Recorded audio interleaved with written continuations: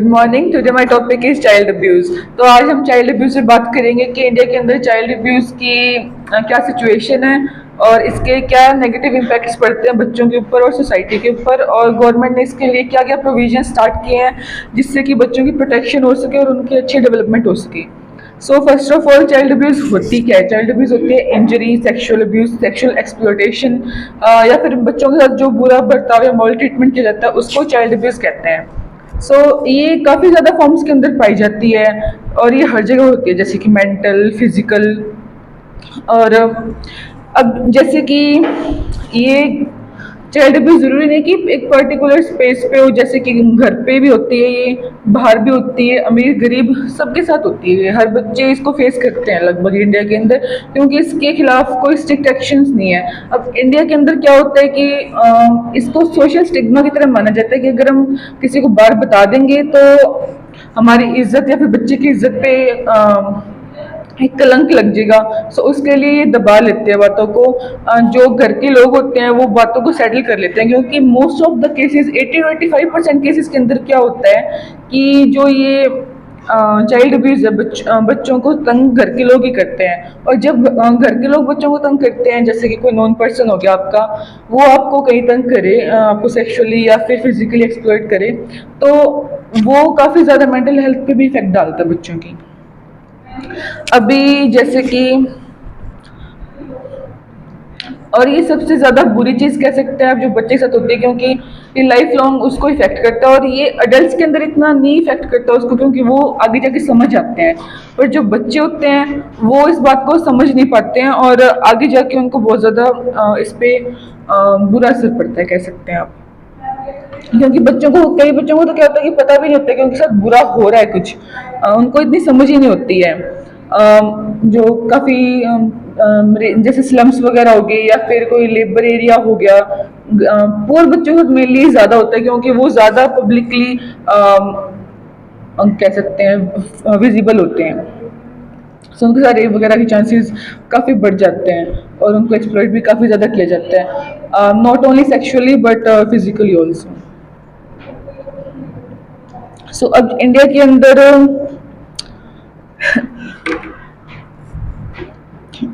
इसकी child abuse की वजह से क्या होता है कि जो बच्चों में मॉल नरिशमेंट की भी वो देखी जाती है संभावना, क्योंकि बच्चे अच्छे से खा पी नहीं पाते, उनको डिप्रेशन या एंग्जाइटी होने लगती है। दैट्स वाई अब गवर्नमेंट कॉन्स्टिट्यूशन के अंदर इसके खिलाफ बहुत ज़्यादा स्ट्रिक्ट एक्शंस बताए गए हैं कि और काफ़ी ज़्यादा राइट्स दिए गए बच्चों को, पर ये अच्छी तरह से इम्प्लीमेंट हो नहीं पाते हैं इंडिया के अंदर। अब इसके लिए काफ़ी ज़्यादा ऑपरेशन भी स्टार्ट किए गए, जैसे कि ऑपरेशन स्माइल और ऑपरेशन मुस्कान कह सकते हैं आप, जिसके अंदर बच्चों को जो ह्यूमन बच्चों की ट्रैफिकिंग होती है उनसे उनको एस्केप करवाया गया है। और भी काफ़ी ज़्यादा स्कीम लाइक पोक्सो एक्ट हो गया, पोक्सो ई बॉक्स होता है, उसमें क्या होता है कि जो सेक्सुअली बच्चों को एक्सप्लॉइट किया जाता है उनकी जो कंप्लेंट्स है वो ऑनलाइन दर्ज कर दी जाती है, जो भी होता है ये NCPCR एक्सेट्रा। तो ये सब बच्चों की हेल्प के लिए है, ताकि बच्चों की अच्छी डेवलपमेंट हो सके। Thank you. Hello, good morning everyone. आज का मेरा टॉपिक है डोरी सिस्टम। डोरी system is a social evil in society that has caused inimaginable tortures and crimes towards women and polluted the Indian marital status. Dowry is a payment made in cash or kind to a bride's in-laws at the time of her marriage.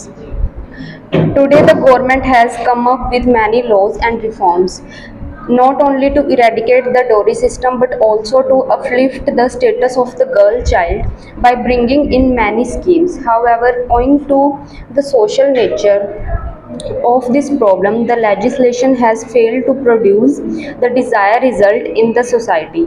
In order to get rid of this problem, appealing to the social and moral consciousness of the people, providing education and economic independence for women, and effective enforcement of legislation against the dowry system can help. Impact of dowry system.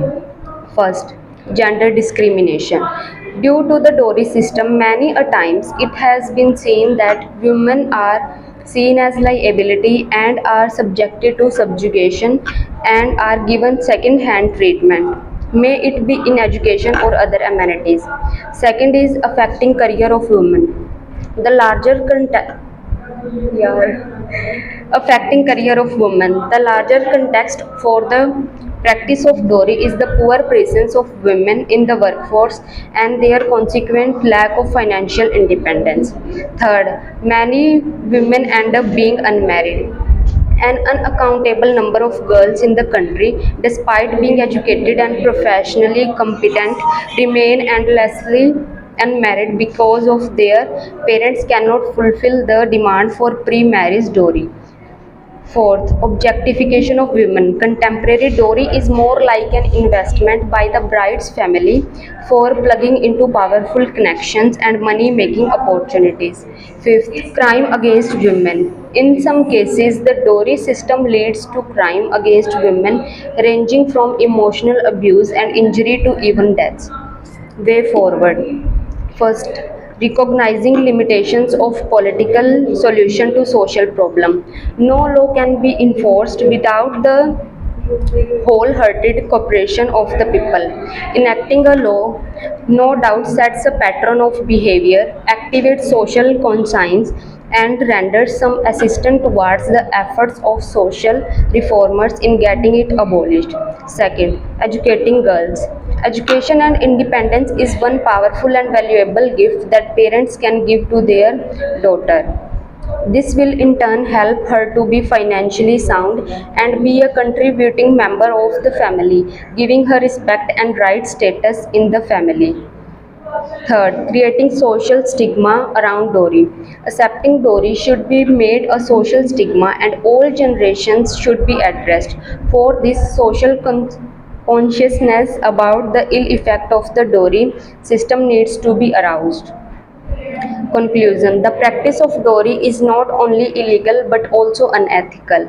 Therefore, the conscience of society needs to be fully awakened to the evils of the dowry system so that the demand for dowry system itself should lead to loss of faith in society for those. Morning everyone. आज का मेरा topic है social boycott यानी कि सामाजिक बहिष्कार। भारत जैसे बहुधर्मी देश के समाज में कई प्रकार की कुरीतियां हैं जिसमें सामाजिक बहिष्कार भी शामिल है। सोशलिज्म इन कास्ट के बेस पर पंचायत के द्वारा सोशल बॉयकॉट के मामले लगातार सामने आ रहे हैं। रूरल एरियाज में ऐसी घटनाएं ज़्यादातर होती हैं जहां पर पंचायत के मनमाने या सिर झुकाकर फैसला न मानने पर किसी व्यक्ति विशेष को समाज से बहिष्कृत कर दिया जाता है, या फिर कोई व्यक्ति अंतरजातीय विवाह करता है या करने का प्रयास करता है तो भी उसका सामाजिक बहिष्कार कर दिया जाता है। वह समाज में उसका हुक्का पानी पूरी तरह से बंद कर दिया जाता है। महाराष्ट्र में इसके बढ़ते मामलों को देखकर वहां की सरकार ने पहला कदम महाराष्ट्र बॉयकॉट लॉ 2015 पारित कर दिया था, जिसे हाल ही में राष्ट्रपति ने मंजूरी दे दी। आइए अब हम देखते हैं कि इस लॉ के तहत सोशल बॉयकॉट की श्रेणी में क्या क्या शामिल है। यह नया कानून किसी भी जाति, समुदाय, धर्म या रीति रिवाजों के नाम पर सोशल बॉयकॉट की अनुमति नहीं देता है। यदि कोई व्यक्ति या समूह किसी व्यक्ति या समूह को किसी भी धार्मिक या सामाजिक रीति रिवाजों को देखने से रोकता या रोकने का प्रयास करता है तो वह सोशल बॉयकॉट की श्रेणी में आ जाता है। इसी प्रकार जाति, पंचायतों, धर्म, रीति रिवाजों के नाम पर व्यक्तियों की फ्रीडम को चुनौती देना भी सोशल बॉयकॉट की श्रेणी में आ जाता है। यहाँ पर स्वतंत्रता की परिभाषा में अपनी मनपसंद शादी करना, अपनी पसंद से कहीं भी आना जाना, अपनी पसंद से लैंग्वेज का यूज करना आ जाता है। इसी प्रकार किसी विशेष स्थान पर बच्चों को खेलने से रोकना, जैसे शमशान या कब्रिस्तान, कोई भी एजुकेशनल इंस्टीट्यूशन में जाने से रोकना भी सोशल बॉयकॉट की श्रेणी में आ जाता है। इस लॉ के अंडर सोशल बॉयकॉट को कैसे रोका जा सकता है? यदि जिला मजिस्ट्रेट या कलेक्टर को ऐसा लगता है या सूचना मिलती है कि लोग इलीगल तरीके से किसी का सामाजिक बहिष्कार करने के लिए इकट्ठा हो रहे हैं तो वह उसे रोक सकते हैं, और सोशल बॉयकॉट का अपराध साबित होने पर किसी व्यक्ति या समूह को 3 साल तक की जेल व 1 लाख रुपए तक का जुर्माना लगा सकते हैं। किसी एक व्यक्ति या समूह द्वारा इसके उकसाने पर इसकी सजा का प्रावधान रहेगा। आइए अब हम देखते हैं कि महाराष्ट्र में ऐसे कानून की जरूरत क्यों महसूस हुई। महाराष्ट्र में इस कानून का जन्म जाति पंचायतों व न्यायिक शक्तियों का प्रयोग कर लोगों पर होने वाले अत्याचार की घटनाओं की प्रतिक्रिया स्वरूप हुआ। राज्य में रायगढ़, रत्नागिरी और नासिक जिलों में ऐसे मामले लगातार बढ़ रहे थे, जहां पर सामाजिक बहिष्कार के मामले में सर्वाधिक संख्या अंतरजातीय विवाह से जुड़े मामले थे। यह कानून बनाने से पहले राज्य में एक समिति बिठाई गई और इसके पीछे तर्क यह दिया गया कि महाराष्ट्र एक प्रगतिशील यानी डेवलपमेंट स्टेट है और प्रगतिशील और यहाँ पर हमेशा से समाज सुधार की परंपरा रही है और ऐसे में सामाजिक बहिष्कार जैसी कुरीति को शामिल करना बहुत ही गलत बात है। राज्य में जाति परंपरा और समुदाय के नाम पर लोगों पर अत्याचार के मामले भी काफी बढ़ रहे थे, इसलिए हमें महाराष्ट्र में कानून बनाना पड़ा। समाज सुधार के संदर्भ में इस कानून को पारित करने में सामाजिक संगठनों की क्या भूमिका रही। लगभग 4 वर्ष पहले राज्य में एक ऐसी घटना हुई जिसने समाज के लगभग प्रत्येक वर्ग को हिलाकर रख दिया। नोमैडिक जनजाति से संबंध रखने वाली एक 22 साल की युवती प्रमिला ने अनुसूचित जाति के दीपक से विवाह कर लिया। जब वह 9 माह की गर्भवती थी, उसके पिता ने कथित रूप से उसकी हत्या कर दी और इसको ऑनर किलिंग का नाम बताया गया। इसके बाद चलाए गए सामाजिक बहिष्कार के खिलाफ अभियान को भारी समर्थन मिला। इससे पहले पूर्व माउंट एवरेस्ट फतेह करने वाले पुणे की एक टीम के संदर्भ में राहुल योलांगे को 2012 में बहिष्कार झेलना पड़ा क्योंकि उसकी पत्नी ने जींस पहन ली थी। सामाजिक बहिष्कार के दुष्परिणामों का संदर्भ वर्णन करें। सामाजिक बहिष्कार होने से दंडित व्यक्ति व उसका परिवार गांव में बड़ी मुश्किल में पड़ जाता है। पूरे गांव समाज में कोई भी व्यक्ति बहिष्कृत परिवार से न ही कोई बातचीत करता है और न ही कोई संबंध रखता है। उस बहिष्कृत परिवार को कुएं या हैंडपंप से पानी लेना, नहर में नहाना, यहाँ तक कि राशन की दुकानों से सामान खरीदने तक को मना कर दिया जाता है। उन्हें किसी शादी विवाह, किसी रीति रिवाज, किसी सामाजिक महोत्सव में शामिल होने से भी मना कर दिया जाता है। Thank you. Good morning, all of you. Today I am here to speak on domestic violence. Domestic violence एक ऐसा एक्शन होता है जिसमें एक पार्टनर अपने दूसरे पार्टनर पे कंट्रोल करने की ट्राई करता है। ये हर जगह, हर कंट्री में देखने को मिल जाते हैं। ऐसा नहीं है कि डोमेस्टिक वायलेंस सिर्फ इंडिया में होता है। ये यूएसए, चाइना और रशिया जैसे डेवलप कंट्रीज में भी बहुत ज़्यादा होता है और इसके बहुत सारे केस रजिस्टर होते हैं। जो डोमेस्टिक वायलेंस है ना, एक ये पनिशेबल ऑफेंस है इंडियन लॉ के अंदर, क्योंकि ये ह्यूमन राइट्स के अगेंस्ट में जाकर उनको वायलेट करता है। डोमेस्टिक वायलेंस एक इतना बड़ा इशू इसलिए है क्योंकि एक तो ये, जैसे कि मैंने कहा कि ह्यूमन राइट्स को वायलेट करता है, दूसरा ये फिजिकल इंजरी भी करता है, लोगों में एंजाइटी और डिप्रेशन भी क्रिएट करता है, जिनकी वजह से उनकी मेंटल हेल्थ भी खराब होती है। जैसे ना कुछ प्रथा होती है जो कि उनके लिए फील्ड क्रिएट कर देती है, जैसे कि डोवेरी है, दहेज प्रथा जो होती है, उसकी वजह से बिना कई बारी कंडीशंस और फील्ड क्रिएट हो जाता है डोमेस्टिक वायलेंस को लेकर। अगर कोई डोवेरी में जो चीज़ें मांगते हैं अगर वो ना दें तो भी वो एक वुमेन पे वायलेंस करते हैं। इसलिए ये एक बहुत बड़ा इशू बनता जा रहा है। जो डोमेस्टिक वायलेंस है ना, वो एक वुमेन में ना इतना ज़्यादा प्रेशर क्रिएट कर देता है कि ना वो सुसाइड तक कमिट करने के लिए सोच लेती है। वो ऐसे इसलिए सोचती है क्योंकि वो मेंटली बिल्कुल डिस्टर्ब हो जाती है, क्योंकि जो इंडियन सोसाइटी है ना, उसमें ये माना जाता है कि एक लड़की अपने ही घर वालों पे बोझ होगी। अगर वो वापस जाएगी तो ये उस लड़के के लिए भी बहुत ज़्यादा शेमफुल होएगा और उसके परिवार के लिए भी। इस शेम से बचने के लिए वो उसे इसी दलदल में बेचते रहते हैं और वापस अपने पास भी नहीं लेके आते, क्योंकि वो सोचते हैं कि हम पे बर्डन बन जाएगी। हालांकि इस वजह से वो अपने पेरेंट्स के पास दोबारा नहीं जा पाती। और सब कुछ मेल्स होते हैं जिनमें इस बात की एग्रेशन होती है कि दैट कि उसकी फैमिली, जो लड़की है उसकी फैमिली भी उसको नहीं रखेगी उस शेम और उस बर्डन की वजह से। इस वजह से एक वुमेन सुसाइड कमिट करने का भी सोचती है, जो कि बहुत ज़्यादा गलत है। मैंने टाइम देखा था कि जो डोमेस्टिक वायलेंस हो रहा होता है तब ऐसे पेरेंट्स नहीं देखते कि अगर उनके बच्चे हैं तो ये बच्चों पे भी बहुत बुरा असर डालता है।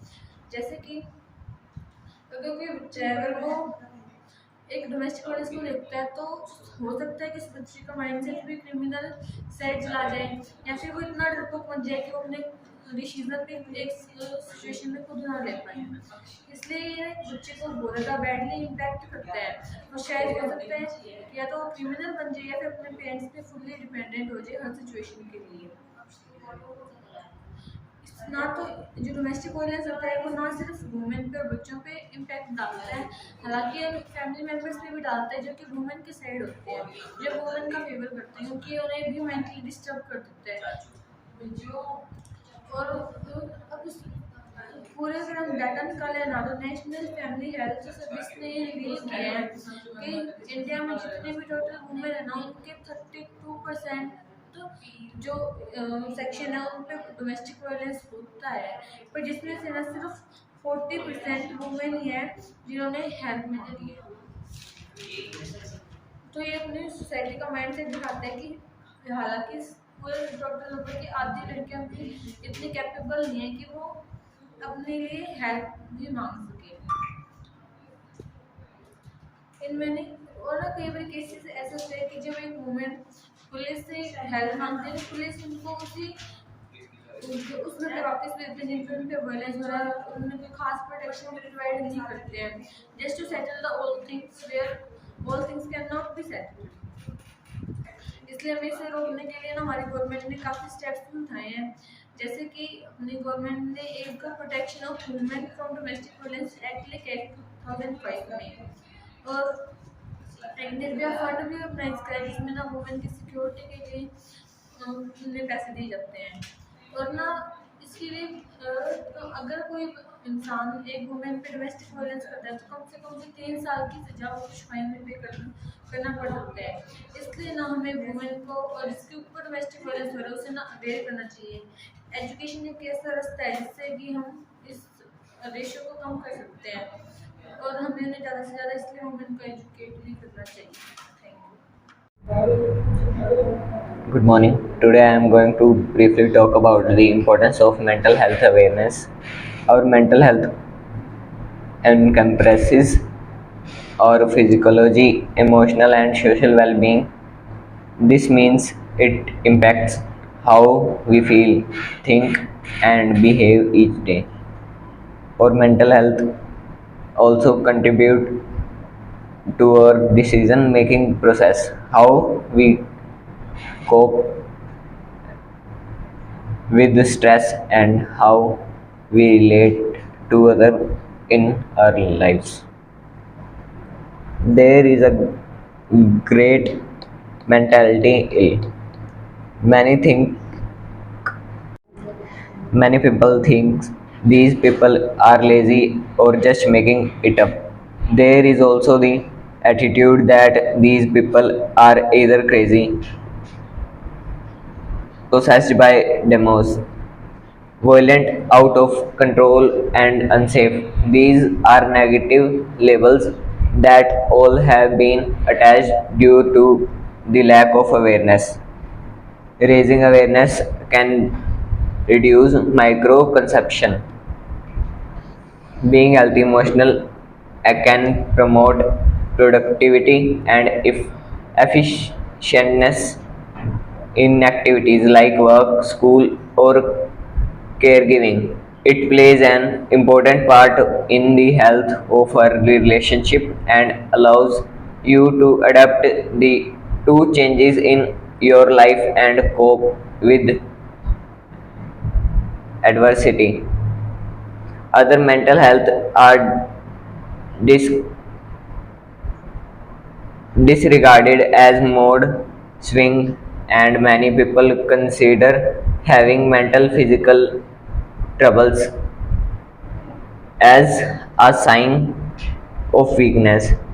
Reaching out and opening up to other people in your life can help provide emotional support.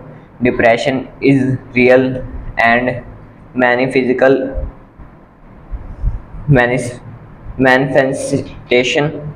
Thus, the topic mental health should be normalized, and talking medical and appropriate help shouldn't be upon, being precipitative and considerate of people's suffering and struggles of the mind can save many lives. Thank you.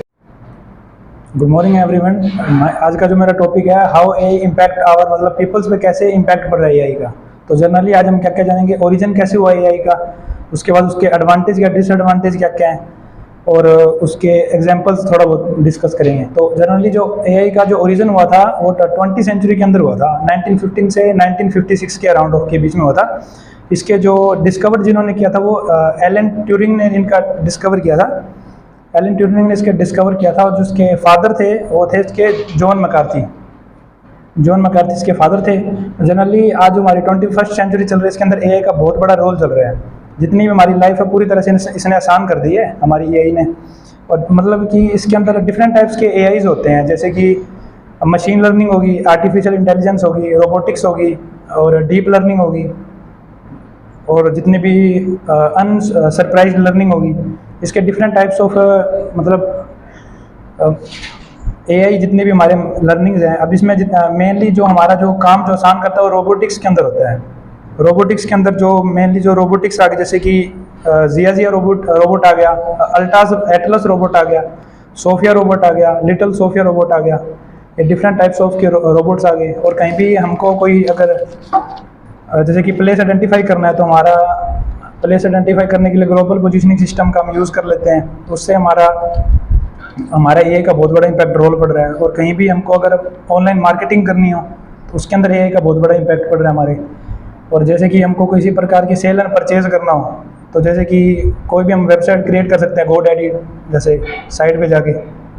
और कोई हमको जैसे घर बैठे अगर कोई study वगैरह करनी हो तो जैसे बायजूस ऐप हो गया, अनअकैडमी ऐप हो गया, उसकी वजह से हम उसका मतलब